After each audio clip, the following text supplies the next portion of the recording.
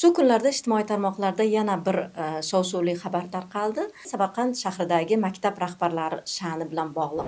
Tarqatdi, lekin unday boshiga olib boradigan bo'lsangiz, buni javobgarligi bor. So'nggi xulosani baribir huquqni muhofaza qiluvchi Qiluvchi organlar beradi. Bu juda chiroyli aslida surishtiruvga aylanib yubortirishi mumkin.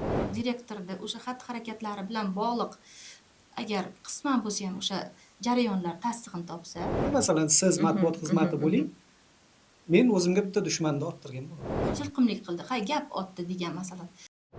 Shu kunlarda ijtimoiy tarmoqlarda yana bir shov-shuvli xabar tarqaldi.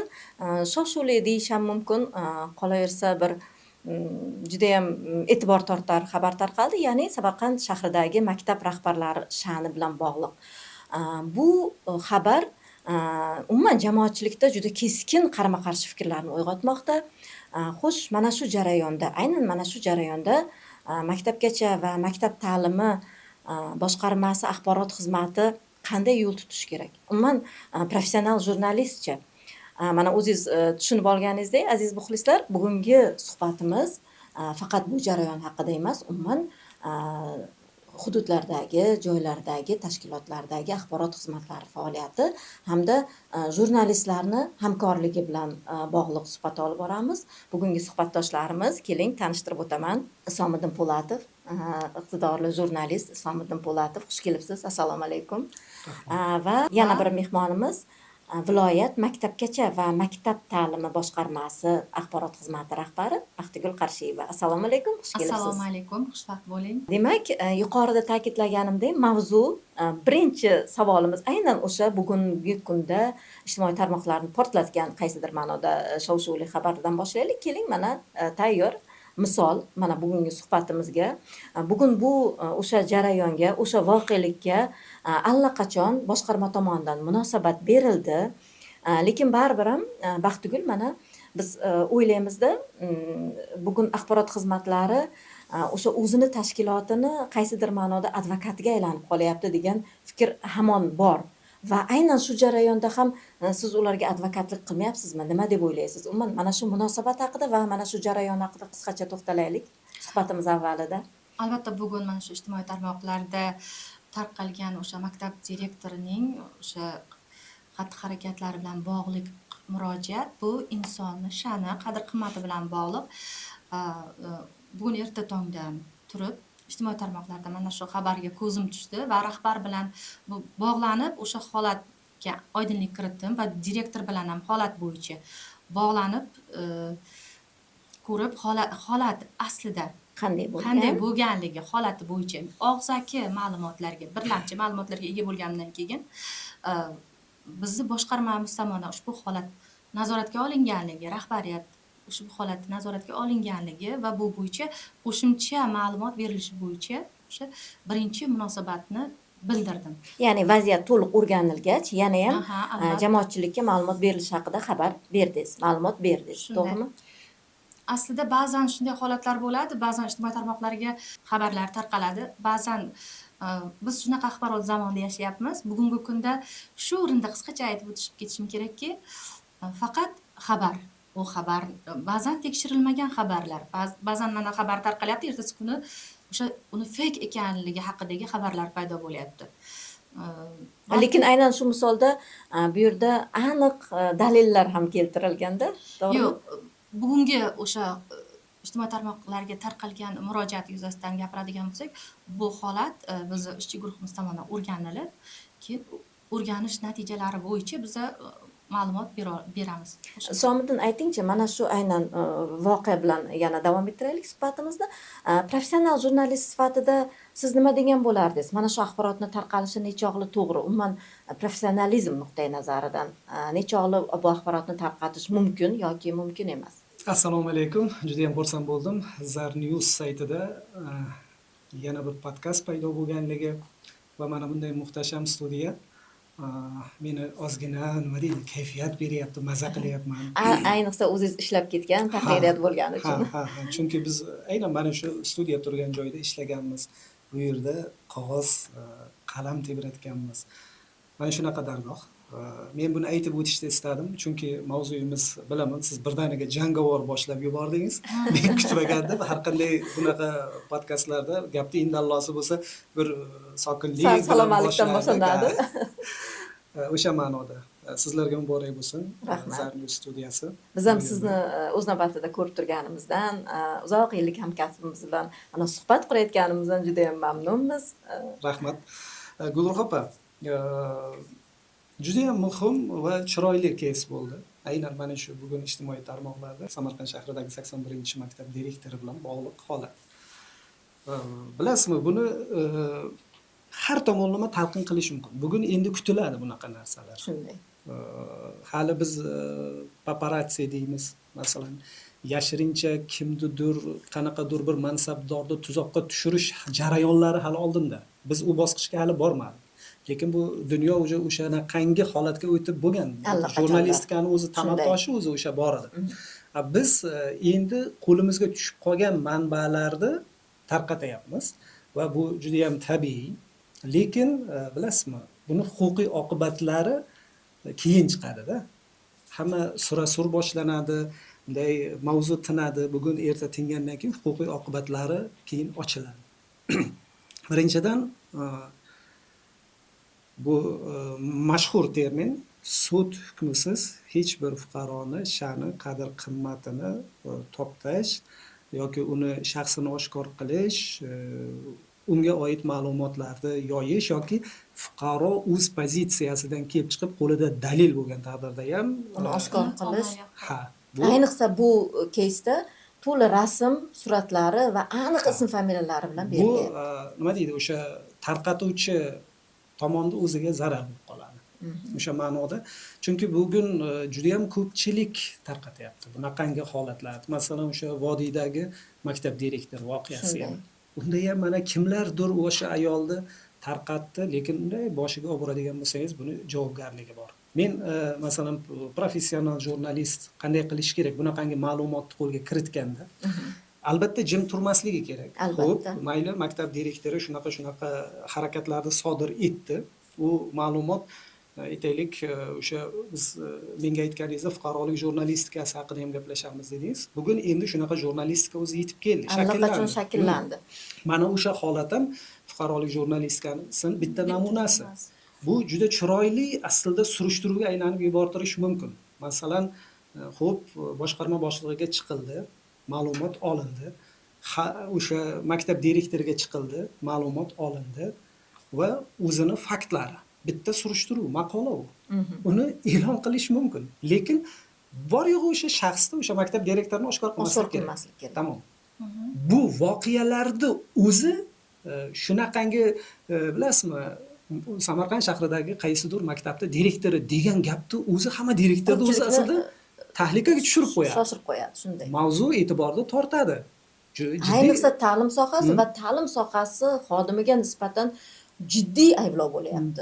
O'shani o'zi kifoya edi. Bu bitta. Agar jurnalist sifatida harakat qilaman desa, agar fuqaro sifatida harakat qilaman deydigan bo'lsa, to'g'ridan to'g'ri ichki ishlar bor. albatta. Masalan, shilqimlik qilganini o'zini aks etadigan bo'lsa, masalan bo'lyapti-ku, sud hukmi qarori chiqayapti, falon tumandagi yoki falon shifoxonadagi vrach shilqimlik qildi yoki yaqinda bo'ldi, o'sha bank xodimi shilqimlik qildi va unga 15 sutka berildi. Lekin ana o'shanday holatlarda o'sha bank xodimini yoki shifokorni biz yuzini, gapini, o'zini ko'rdikmi?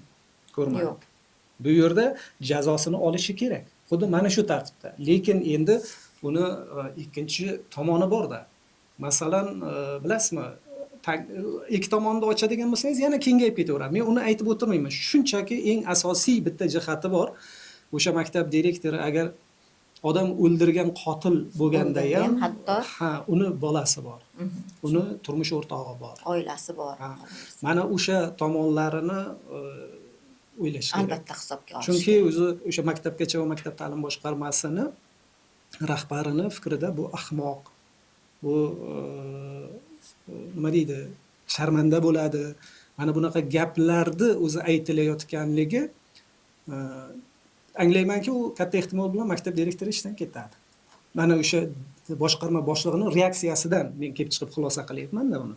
O'sha Ishdan javob ketadi. munosabatlaridan. Ha, ishdan ketgandan keyin endi hamma narsani hisoblab ko'ring-da, u uyiga boradi.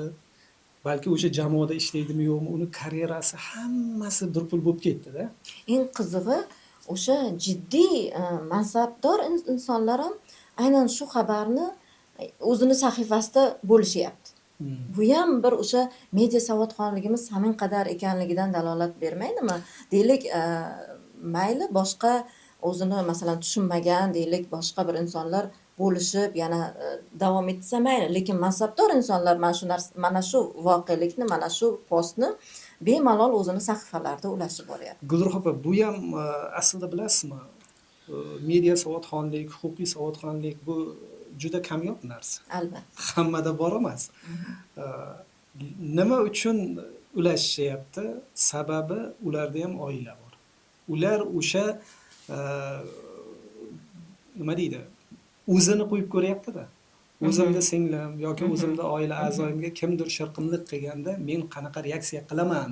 Inson sifatida allaqachon ularni Xulosasi bor. tuyg'ulariga ta'sir qilyapti Ha. bu holat. Ya'ni meni ham bolam maktabda o'qiydi, balki maktab direktori shunaqadir degan bir Ana to'g'ri. o'sha ularni hadik beryapti. O'sha tarqatayotganlarni hadik beryapti. Endi bir tasavvur qiling, o'sha bolangizni jo'natasiz, o'zi xayolimiz ming bo'linib turadi-ku bolamiz Shunday, bag'rimizga shunday. kelguncha. Ya'ni o'sha auditoriyani bevosita manipulyatsiyasida, to'g'rimi?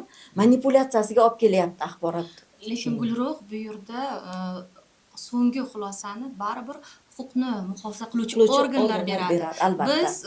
Biz holatni qanday qilamiz? Biz holat bo'yicha direktorni tushuntirish xatini olamiz. Agar o'sha direktor bilan gaplashibdi, u kishini o'sha agarda mana shu holatda qisman bo'lsa ham direktorda o'sha xatti-harakatlari bilan bog'liq agar qisman bo'lsa ham o'sha jarayonlar tasdig'ini topsa, masalan, shilqimlik qildi, gap otdi degan masalan, unga nisbatan o'sha qonunchilik doirasida intizomiy choralar qo'llanadi. Umuman keling, mana suhbat mavzuyimiz ham bevosita mana shu axborot xizmatlari vazifalari va axborot xizmatlarini bugun mamlakatimizda joriy etilishi va allaqachon odamlar ko'nikdi-da.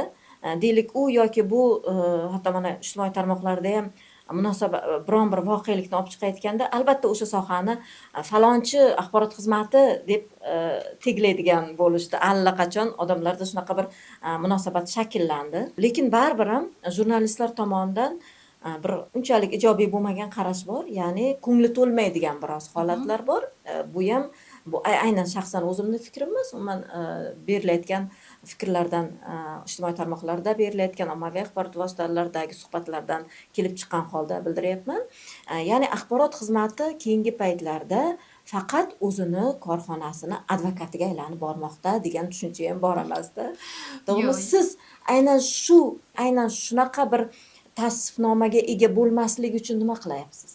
Aynan shu tavsifnoma shu qolipda qolmasligi uchun, ya'ni nimalarga e'tibor qilyapsiz ko'proq?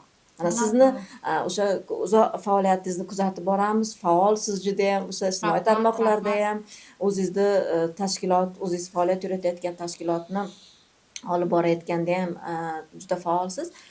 Nimalarga e'tibor qaratyapsiz? Bitta narsada Gulruh, biza masalan men Samarqand davlat universiteti o'zbek filologiyasi jurnalistika fakultetida tamomlaganman. Biz axborot oluvchi sifatida, ya'ni jurnalist pozitsiyasida o'rganganmiz. Umuman darslarda xuddi shunday sohani o'rganganmiz. Lekin mana 2019-yil muhtaram prezidentimiz o'sha 4366 farmoni o'sha nimasi qarori imzolangandan keyin biz bevosita matbuot kotibi sifatida faoliyatimizni boshladik. Keyin biz axborot beruvchiga aylandik. Ya'ni axborot oluvchi emas, axborot beruvchi. Ya'ni manbaga aylandingiz. Manbaga aylandik. Endi biz ham o'sha ijtimoiy tarmoqlarda mana sizlarga sir emas, eng ko'p nishonga olinadigan soha bu viloyat maktabgacha maktab ta'lim boshqarmasi. Sog'liqni saqlash boshqarmasi, maktab va maktabgacha ta'lim albatta doimiy odamlarning nigohida, chunki har doim hamma yuzma-yuz bo'ladigan soha.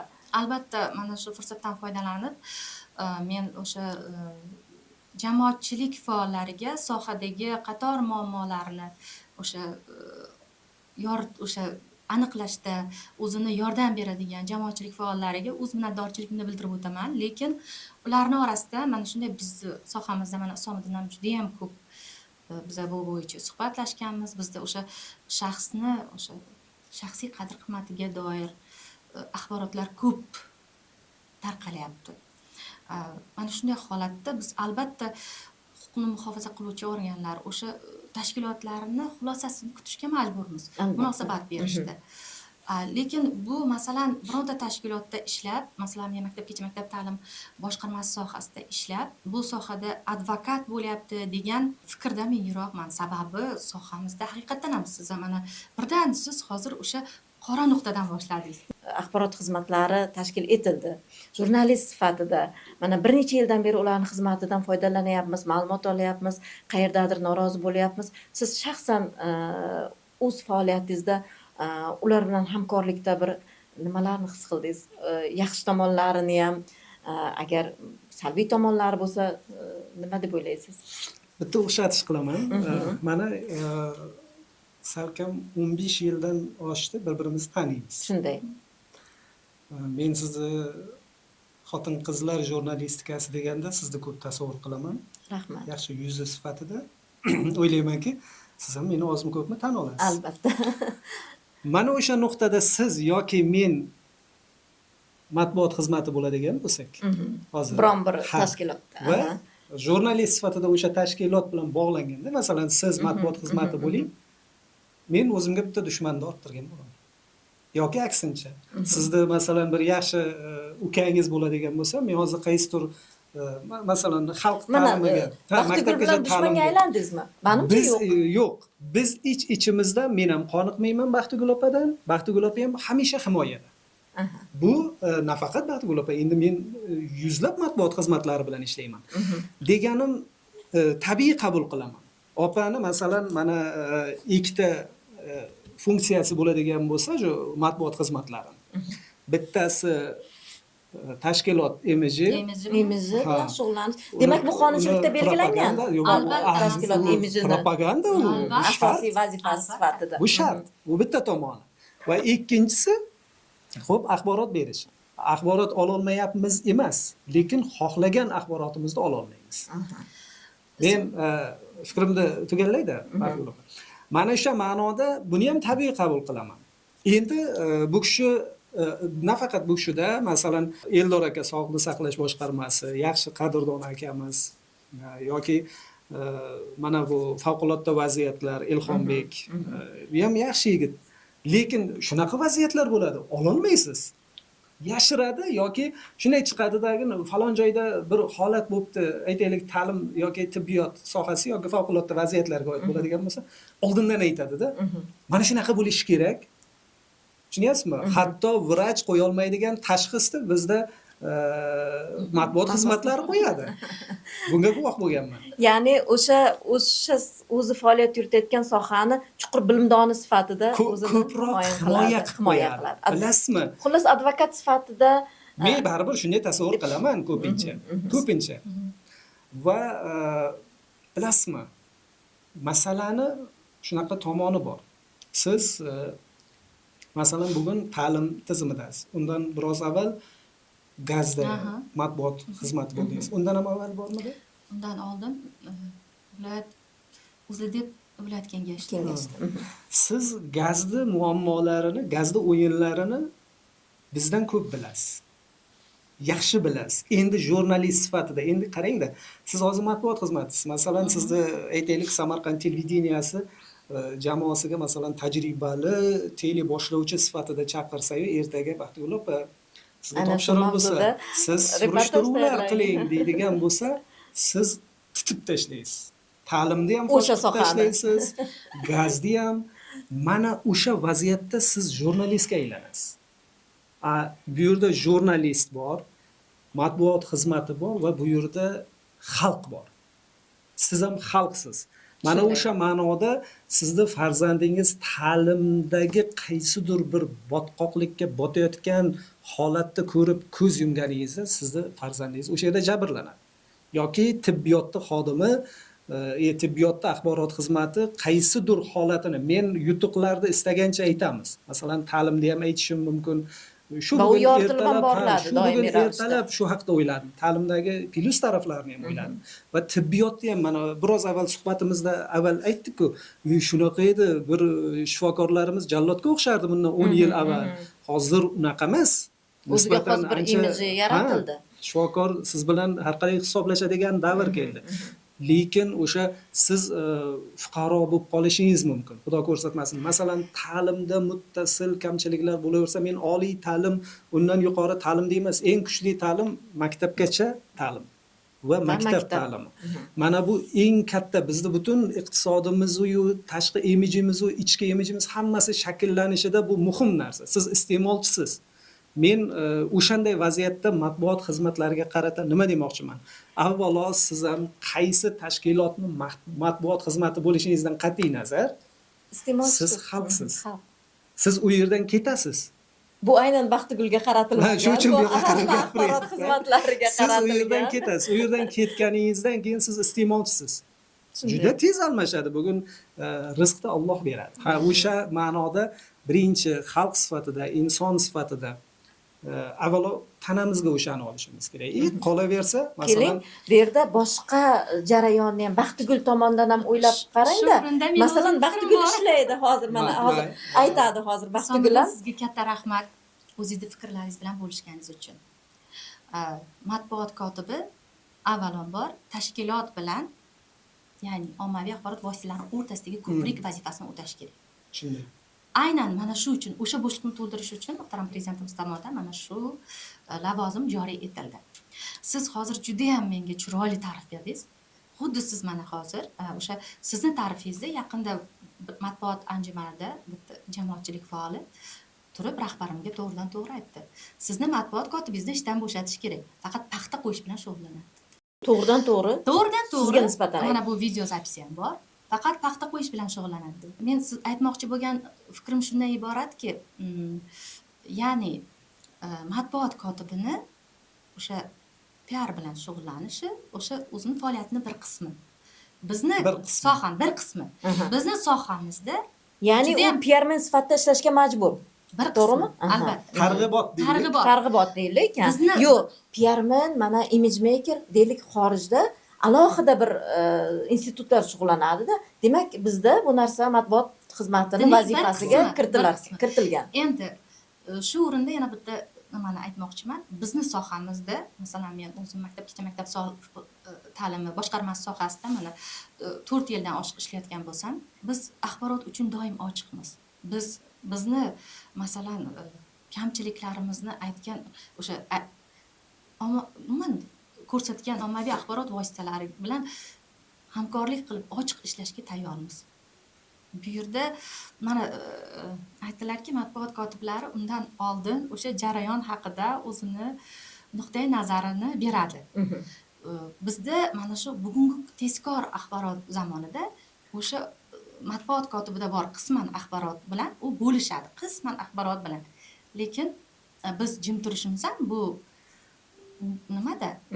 Yo'q, men boya fikringizga qo'shilgan holda shuni aytmoqchimanki, boya siz aytib o'tdingiz, axborot xizmatini biz bilgan, jurnalistlar bilgan tomonlarida, lekin boshqarmalarda o'sha har nafaqat boshqarma rahbari oddiy xodimidan matbuot xizmati ma'lumot olishi juda qiyin jarayon deb eshitganman ba'zi bir axborot xizmatlaridan-da. Endi Baxtigul aytmagan bu gapni, lekin boshqa axborot xizmatlari, ya'ni umuman o'sha butun jamiyatda bir axborot berishga nisbatan juda katta bir hadik bor. Oddiy boshqarmadagi eng mayda bir mutaxassis ham bir ma'lumot berishdan oldin 1000 marta o'ylab oladi. Buni bersak qanday bo'lar ekan, buni bunday bersak bo'larmikan, buni mana bunaqa tarzda bersak bo'larmikan va ana shu yerda mana shu jarayonda matbuot xizmati o'zini pozitsiyasini ko'rsata olishim juda muhim deb o'ylayman-da, to'g'rimi? nima deb To'g'ri, o'ylaysiz? to'g'ri.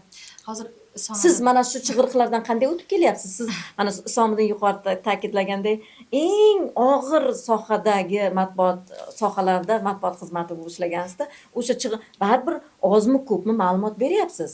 Jurnalistlarga ma'lumot berasiz doimiy ravishda va tizim xodimlarini axborot berishga o'rgatgan jarayonlaringiz ham bo'lganmi? Shunaqa misollaringiz? albatta, masalan, o'sha axborot olishda biza mana umuman ochiqlik siyosati mana shu 2019-yildan keyin tezlashib ketdi. Avval mana xat yuborilardi, javob kutilardi, to'g'rimi? Tashkilotlarga. Bugungi kunda telefon orqali ham o'sha axborot olish yengillashdi deb o'ylayman. Ya'ni Isomiddin qanchalik fikrimga qo'shiladi, endi masalan, hattoki rahbarlar bilan bemalol bog'lanib. Hozir ozgina eslashamiz, chunki ilgari bitta raqamni, oddiygina raqamni olish uchun qancha mashaqqat chekardik, to'g'rimi? Chekardik. Bugun yengillashdimi? 100%. Yengillashdi. Tan olaman uni. E'tirof etaman. E'tirof etadi. Isomiddin boya bitta o'sha og'riqli nuqtaga aytdilarki, matbuot kotiblari sizlar ertaga o'sha xalq bo'lasizlar deyishdi-da. O'sha matbuot kotiblari bugun axborotni yashirib turadi. Ularni ko'pchiligini yuzi ko'rinib qolyapti. Lekin Tangani mana jurnalist sifatida, professional jurnalist sifatida mana shu fikr bildirganligi uchun rahmat. Lekin men mana jurnalist bo'lib, matbuot kotibi sifatida faoliyat ko'rsatib, ayrim jurnalistlarimizni ham yuzini barib ko'rib qolishga muvaffaq bo'lasiz. Bitta fikrimda aytmoqchimanda, mana Baxtigul opa to'g'ri. Jurnalist bugungi kunda qancha layk yig'ishi, qaysidir saytni xodimisizmi yoki alohida bloger sifatida o'zingizni platformangiz bormi, qanchadir layk yig'ishi, qancha kommentariy bo'lishi, unga reklama kelishi bu sohada non topayotganlarni birinchi vazifasi. Lekin men bunga qarshiman. Siz o'zingiz aytyapsiz, hozir yuzini ham ko'rib qolaman ba'zan jurnalistlarning. Men yonida turib ko'raman. Qarama-qarshi turishim shart emas. Shunaqangi xom xatala axborotni olib tarqatayotganlar kuniga tiqilib yotishibdi. Va kundan kun ko'payyapti. Bu o'zi bilasizmi, hamma endi shunaqa bo'ladi, shunaqa davr boshlanadi. Siz men jurnalistman deganda ham, men blogerman deganda ham, men fuqaroman deganda ham qanaqadir bir chiqargan kontentiga izoh berishga, javob berishga majbur bo'lasiz. Bu tabiiy va bu yaxshi. Endi uni ichida juda savodsizlarcha o'zini vakolatidan tashqariga chiqib, haqqi bo'lmagan narsani yoki kimnidir sha'ni qadr qimmatini tarqatib yuborish, ikkinchi tomonda eshitmaslik, tahlil qilmaslik, bunaqa yondashuvlar bo'laveradi. Bu jiddiy xatolar bo'ladiki, qaysidir tahririyat xodimi tomonidan. Men fuqaroni tushunaman. Fuqaro 4 yil bu ta'limda olmadi, tajribali tahririyatlarni maktabini ko'rmadi, tajribali jurnalist huquqshunoslarni maktabini ko'rmadi, tanqidini nima deydi, dakkisini eshitmadi. U bor-yo'g'i ko'chada axborotni ko'rib tarqatyapti. Shu, masalan, men mana shuncha vaqtdan beri jurnalist surishtiruvini boshlaganimga qariyb bir 10 yil bo'lyapti ekan.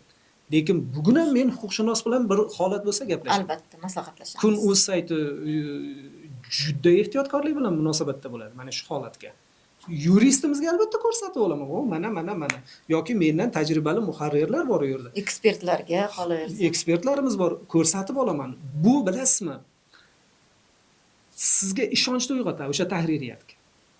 Masalan, mana 4 kun avval Muzrabot tumani, Surxondaryoni hokimini, Muzrabot tumani hokimini so'kish audiosi birinchi bo'lib menga kelib tushdi. Shunday. Kun.uzga keldi, birinchi u meni qo'limga tushdi. Men tayyorlashim kerak bo'ldi. Meni qo'limda tasavvur qiling, o'sha so'kishni qilib yalang'och qilib qo'ysangiz, men uni boshqa joyda ham tarqatmadim hatto. Ko'ryapsizmi? U men tahririyat nomidan gapiryapmanmi? Yo'q, jurnalistlar bilib olish kerak. Mana bu yerda senga tahririyatga keldim, aytaylik, Zarnews saytiga keldim. Sen Zarnewsga kelgan manbani shu yerda Zarnewsni muxbiri sifatida olyapsanmi, o'shanda chiqarasan. Lekin sen mana bu yerda ham o'zingni tomorqangni qilib olib, mana bu yerda yanada qo'pol gaplarni tarqatib, ochko olishmasdan shuhrat yig'ish va ko'proq auditoriya yig'ish. Fakt bor, Gulruh opa. meni qo'limda. Fermerlar bo'ldi o'sha yerda to'liq eshitsangiz o'sha audioni urayapti hokim, xonasida bo'lyapti, urayapti. Endi so'kishda chek-chegarasi yo'q. Barcha ensiklopediyada yo'q so'kishlarda hammasi o'sha hokimda bor Lekin siz ekan. uni ochiqlamayapsiz. Yo'q va uni shunchaki ham berib yubormayapman. Viloyat hokimining matbuot kotibi Murod aka degan kishi. Chiqyapman Surxondaryoga. Qo'limizda shu manba bor. Menda tayyor u video tayyor, uni qancha tez qo'yib yuborsangiz bu yerda axborot oqimini boshqara olmay qolasiz. Uni qancha tez qo'ysam, menga shuncha manfaatli. Ikkinchi tomondan u yana boshqa joyga sizsa, men gap eshitib qolaman. Boshqa joy mendan avval berib qo'ysam, birinchi manbani men olganman. Lekin yo'q deyapman men. Viloyat hokimligi bilan bog'lanaylik. Oldin U tarafda bir eshitaylik. O'zi eshityapti-da, ular teri zarchilib tushyapti. Shunaqa ham so'kadadi. Dahshatda u. lekin mana qarang, mana shu jarayonda O'sha yerda bitta gap murojaat aytay. qildingiz. Ha, bitta Lekin gap. ular hech qanaqa reaksiya bildirmasa. Shunday beraman. Bo'ldi. Bu yerda siz mana bu yeringizda jurnalist sifatida mana bu yeringizda oqlab olasiz. Va u Demak, rahmat ikkinchi aytdi. tomonni fikrini bildirdingiz. Ha, rahmat aytdi. Birdaniga dedi rahmat dedi. Munosabatni bera olmayapti. Ulgurmaydi. Chunki ulgurmaydi. Va ulgurmaydi, uni jazo protsessi ancha cho'ziladi. Lekin baribir shuni bizga aytganingiz uchun, bizdan so'raganingiz uchun rahmat deyapti-da. Shunchaki olib, nima deydi, boshini orqasidan gurzi bilan urmayapman-da men uni. Ogohlantiryapman, eshityapman va unda ham ortiqcha barcha so'zlarni kesib tashladik. Haqiqiy nimalarni olib tashladik. U yerda qo'pol so'kinishlar bor. Juda ham qo'polliklarni masalan bo'rttirganimiz yo'q. Lekin xo'p, shu bilan kunimizda obro'y tushib qoldimi? Yoki xo'p, biz mavzuni ko'tara olmadikmi? Yo'q, ko'tardik. Biz o'ylaymizki, qancha yalang'och, beparda informatsiya tarqatadigan bo'lsam, shuncha meni ko'p tomosha qiladi deymiz. Xo'p, tomosha qilar. Oddiy nima deydi, anaqa bir yalang'och ko'kragini ko'rsatadigan bir nima Insta blogerda ham millionlab kuzatuvchisi bor. Lekin insonsan u.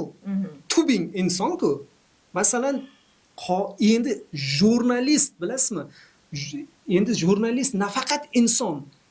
Informatsiya bugungi kunda eng katta quroldan biri bo'ladigan bo'lsa, sen o'shani anaqa qo'lida ushlab turgan odamsan. Endi sen professional bo'lishga va mana bu yering nima deydi, tasdiqlanmagan, keraksiz bo'lmadi informatsiyani tarqatishga sal qiynalish kerak. Lekin mana hozirgi jarayonda bu juda qiyinlashib boryapti-da. Qiyin. Kundan kunga professional jurnalistlar ham o'sha oqimga qarab, o'sha Albatta. boyagi shuhratparastlikka qarab, o'zi azaldan jurnalistika shuhratparastlik bor, azaldan. Deylik, o'sha necha yil oldingi jurnalistlarimiz ham, ustoz jurnalistlarim doim aytadi, jurnalistikada albatta manfaat bor. Chunki tanqid qilyapsizmi, ikkinchi tomon albatta uni sizni moddiy nimadir manfaat taklif qiladi, albatta, har qanday holatda ham. Lekin aynan shu jarayonda o'sha boya siz aytgandek odam Ichki o'zini adolat, vijdonini, o'zi ichki ichki adolat adolatini yuzaga chiqishi kerak. saqlab qolish juda qiyin bo'lyapti. Bugun biz blogerlar yo qaysidir jurnalistlar u yoki bu mavzuni olib chiqqan payti allaqachon ortida nima bo'layotganini sezib turamizda, to'g'rimi? Sizda ham shundaymi? O'sha ortida nimalar bo'layotganini allaqachon sezib turamiz, qaysi biriga u moddiy tomondan qaramligini his qilib turamiz. Shunday, u belgilab ham qo'yadi. Masalan, siz u biz yaxshi taniydigan Navbahor Imomova. Shunday. Qancha taniqli jurnalist, qancha professional tajribasi bor. Xo'p, o'sha ayol bilan mana qancha jurnalistik muloqotda bo'lganmiz, ha? Yoki uni o'sha master klasslarida, bir seminarlarida qatnashganmiz. Hech qachon shoshmaydi. Sovuqqon, robot. Lekin Navbahor Imomova desa, butun Markaziy Osiyoda jurnalist sifatida tan olinadi. Mana o'sha narsa nimaga o'zbek jurnalistikasida yetarlimiz? Juda ham biz emotsiyaga berilganmiz. Xuddi mana men hozir qanday emotsiyaga berilib gapirayotgan bo'lsam, bilmam bu qonimizga singib ketganmi yo tabiatimiz shunaqami? Sovuqqonlik bilan axborotni qabul qila olmaymiz va o'sha sovuqqonlik bilan tarqata olmaymiz. Qarg'ashni ham qo'shib yuboramizda o'sha Hatto maqolalarimizga. U post qo'yyapsanmi, farqi yo'q. Post qo'yyapsanmi, maqola yozyapsanmi yoki rasmiy, norasmiy degan narsani ko'p ishlatishadi. Men unga mutlaqo qarshiman. Bilasizmi? Sen o'zi chiqardingmi, u seni o'zi yuzing. Albatta. Sen axborotni qanday tarqatyapsan, u seni yuzing. Sen qanaqangi yuzing xunuk bo'lsa, shunaqa xunuk axborot tarqatasan. shunday. Qanaqa professional qoidalarga rioya qiladigan bo'lsang, shunaqangi chiroyli tarqatasan. Shoshish emas. O'sha hayp uchun emas. Mayli, xo'p sen o'zingni darajangni qaysindadir deb belgilaydigan bo'lsang, mayli tarqat. Lekin o'zingni hurmat qiladigan jurnalist bo'ladigan bo'lsang, ikkinchi, uchinchi, to'rtinchi tomonni ham kerak bo'lsa eshit. Albatta. Mana o'shanda o'ylayman, ertaga nafaqat mana Baxtigul opa yoki o'sha men hozir Surxondaryoni misol keltirdim. Bu axborot xizmatiga ikkinchi marta chiqa olasizda. Shunday. Ma'lumot bering deb turib. Siz ma'lumot bering. eshitdingizda, mayli u kishi mayli bera olmasin yoki nima deydi, rahbariyatini topshirig'i bilan noto'g'ri emas, chalg'ituvchi axborotni bersin. U endi u tomonda o'zini vijdoniga havola. Lekin sizni yuzingiz yorug'da, sizga bir marta oldingizdan o'tdi. Siz bera oldingizmi, bera olmadingizmi, buni ahamiyati yo'q.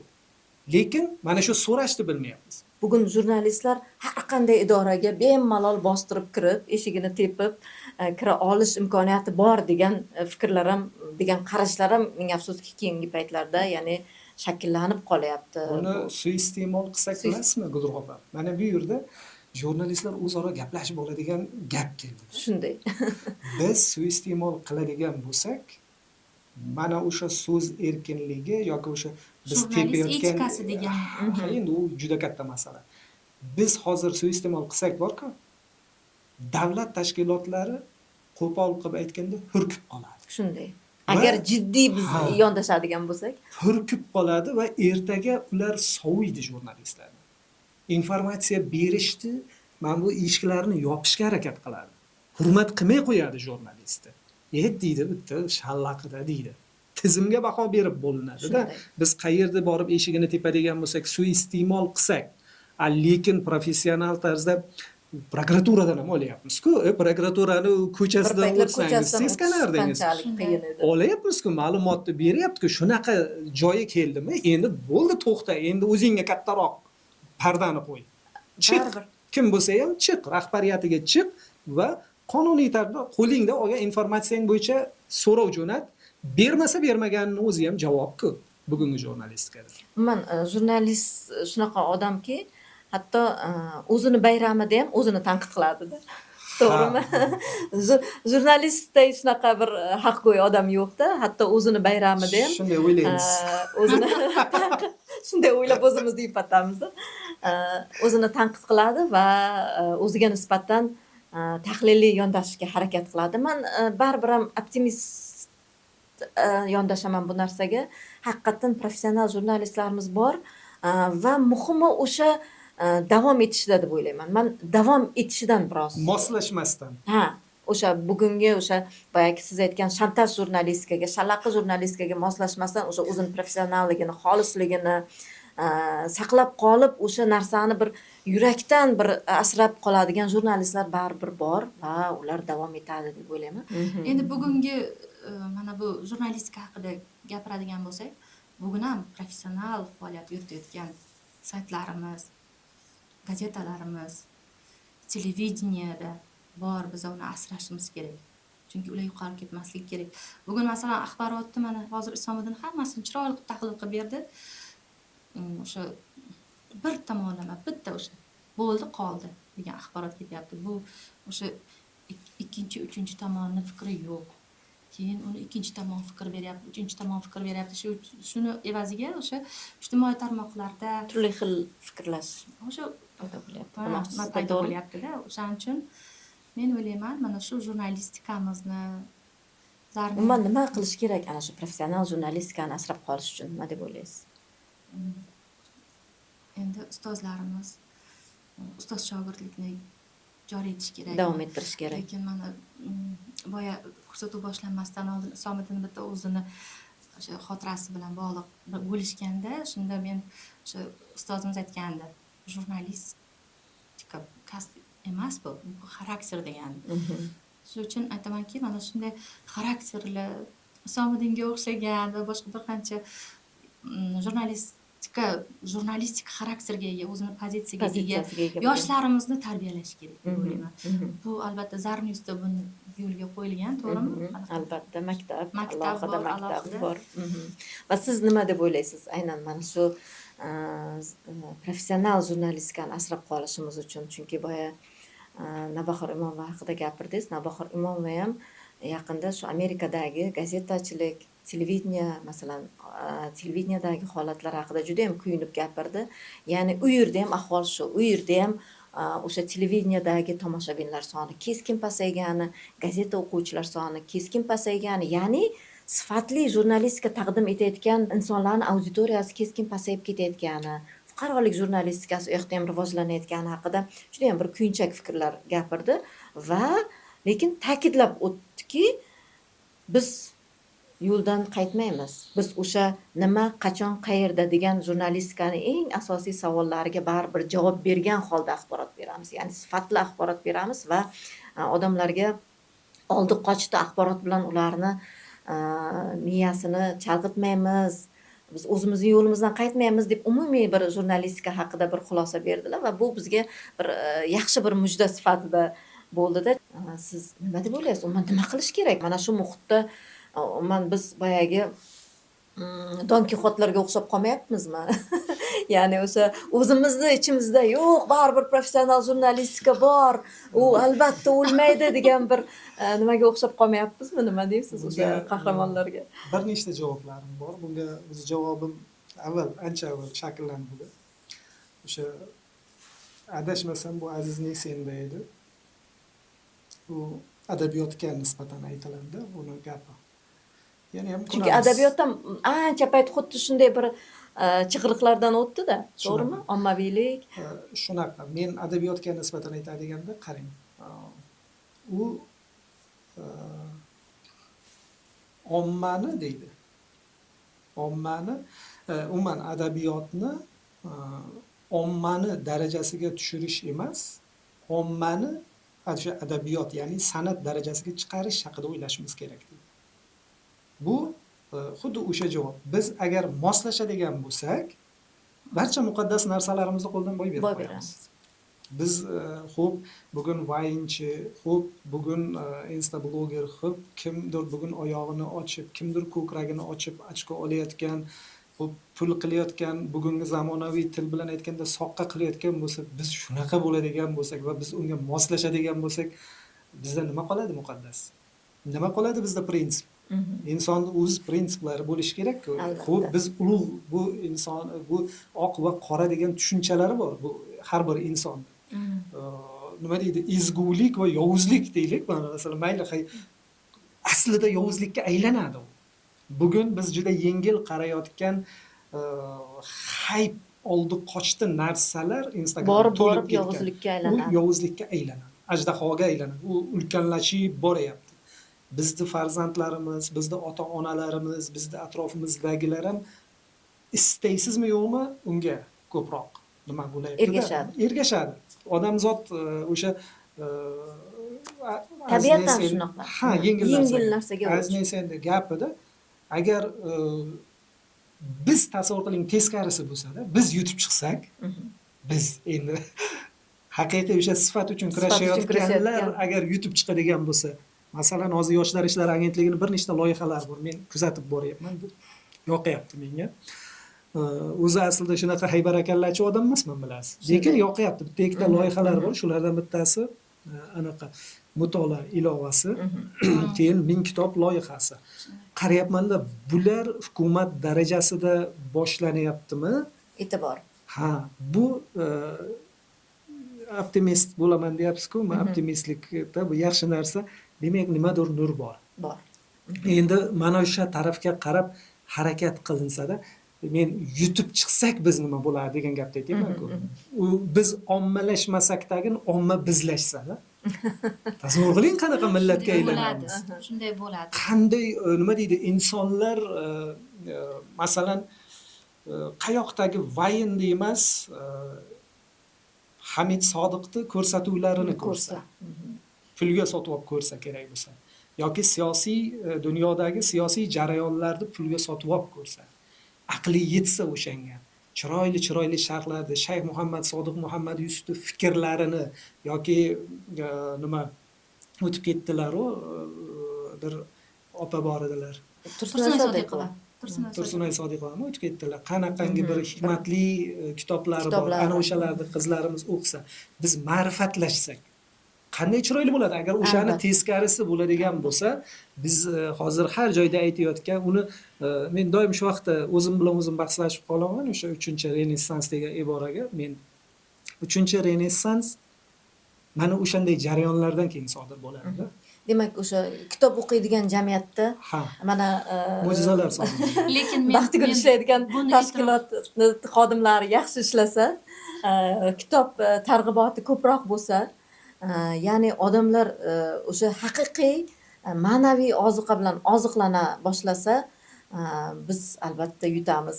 bugun mana shu bo'lsa demasdan Allaqachon umid bo'lyapti. qilib allaqachon bular kurtak yozyapti bolalar. Masalan, men mana shu sohada ishlab judayam tezlashib ketdi mana zamon, bilasizlar. Hozir Ishtixonda bitta maktabimizda masalan bitiruvchilari to'liq hammasi sertifikat olgan. Shunday. Maktabda masalan avval qishloqda ko'p eshitardim.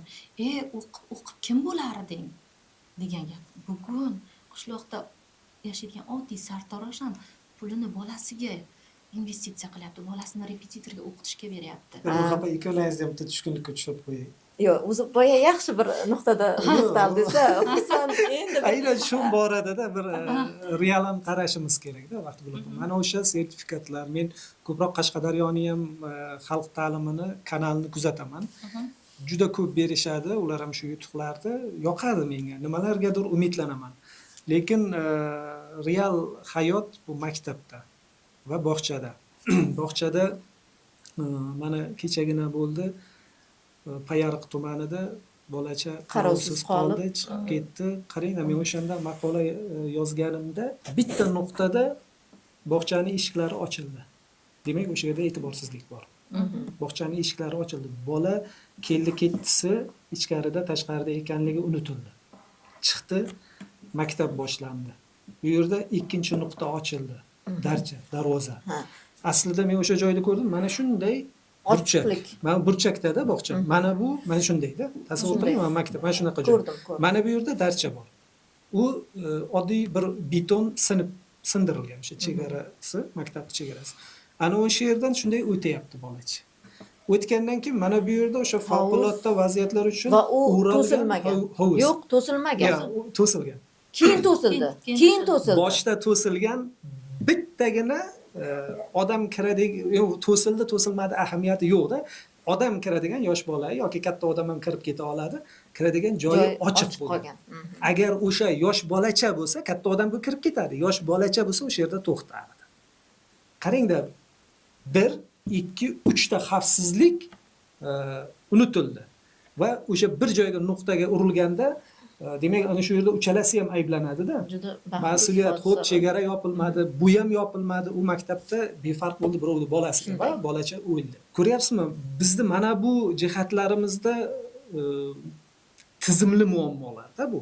Bizni mana bu ezgu narsalarimiz bir yoqda qoladi va bu tizimli muammolar bartaraf etilmagandan keyin endi bu sal avval juda katta u nima edi? Outsourcing tizimi, bunaqa narsalarimiz bor. Bular tartibga olmasak bo'lmaydi. Sizga hozir men savol beraman. Ichkaridagi holat, siz o'sha payariqni bilardingiz, lekin siz chiqqandan, o'sha fojia bo'lgandan sizlarga xabar berildimi yo'q? 5-da bo'ldi. Yo'q, bu holatdan men o'sha ijtimoiy tarmoqqa chiqqandan keyin xabar Keyinmi? olganman. Chunki balkim rahbariyatimizga xabar berilgandir, lekin men ijtimoiy tarmoqqa chiqqandan keyin o'sha holat bo'yicha ma'lumot to'pladim. Endi savol. shu nuqtada. Endi savol. Siz ichkarida buni bilmadingiz deylik. Umuman ta'limga oid qancha kir narsalar bo'lsa, hammasini bilasiz. Hammasini bilasiz. Bilmaganingizda ham 70%ni bilasiz. Sizni o'sha kir narsalar bezovta qilmaydimi? Sizda ichkarida bezovta qiladigan narsalar bormi degan savolni bermoqchiman. Siz jurnalist o'laroq bir qarang. Ichkarida siz nimalardandir bezovta Inson bo'lasizmi? o'laroq. Agar siz yo'q Isomiddin uka men bezovta bo'lmayman. Ichkarida men ko'rib vijdonim oldiga so'roqqa tutmaydigan holatlar nima deydi? Yo'q deydigan bo'lsangiz, men xursand bo'laman. Ana o'shanda menga ta'limda umid paydo bo'ladi. Men masalan o'sha mana shu savolingizga bundan bir necha yil avval o'sha shunchaki kirib ketadigan ustozlar haqida meni judayam nima deydi tashvishga solar edi bundan bir necha yil avval. Ustozlar shunchaki kelib bolani vaqtini oladigan ustozlar haqida men o'zim maqolalar ham yozganman bu haqida avval. Lekin bugungi kunda mana shu tizimli ustozlarni ham bugun seleksiya bo'lyapti. O'zini ustida ishlamagan ustoz o'z-o'zidan 2,5 million, 3 million, 4 million oylikka ishlayapti. O'zini ustida ishlagan ustozlar bugungi kunda 25 million maosh oladigan ustozlar borligiga ishonasizmi? Ha, bilaman. Ishonasizmi? Bilaman. Shunday. Bu jarayon davom etyapti. Men mana shu narsadan xursandman. Biz birinchi o'rinda ustozlarimizni agar ustozlarimizni o'zini ustida ishlaydigan mas'uliyatini, o'zini ustozlik mas'uliyatini agar o'ziga olib kelsak, masalan, o'zi kelyapti o'sha darajaga. Biz juda katta yutuqqa erishamiz. Bolalarimiz haqida gapirdinglar, mana bugungi kunda maktablarimizda psixologlar bor, bevosita o'sha ularni qaysi kasbni tanlash bo'yicha yoshlikdan ular bilan suhbatlar o'tkazib boradi. To'g'ri, bugun eng katta nimalarimiz, kamchiliklarimizdan biri bolalarimizni o'rtasida o'sha ximik va fizik bo'lishga o'sha ishtiyoqi baland bolalarimiz kam. Biz mana shu sohalarni ham rivojlantirsak, mana shu sohalarni ham o'sha ularga zo'r soha ekanligini tushuntirib, ular o'sha nima qilsak, ertaga o'zimizdan ham Darvoqe aynan shu bo'yicha keyingi mana shunday suhbatlarimiz aynan siz tilga olib o'tgan sohalar bo'yicha, ya'ni maktabgacha ta'lim shu o'rinda eslatib o'tay. Baxtigul bizga va'da bergan, aynan o'sha sohani mana man degan mutaxassislarni olib kelib, o'sha yerga savol-javob qilishni rejalashtirganmiz. Mana shu kunlarda maktabgacha ta'lim va maktabdagi mana shu boyagi holatlar bo'yicha. Umuman bugungi suhbatimiz menimcha juda ko'p davom etadi, chunki mushtarak fikrlarimiz ko'p, bizni mushtarak muammolarimiz ko'p, mushtarak yakdilligimiz bor. Aynan mana shu nuqtada yakunlashni xohlamayapman, lekin ko'rsatuvimizni o'zini vaqti bor. Katta rahmat Isomiddin, fikrlaringiz uchun, uyg'oq qalbingiz uchun.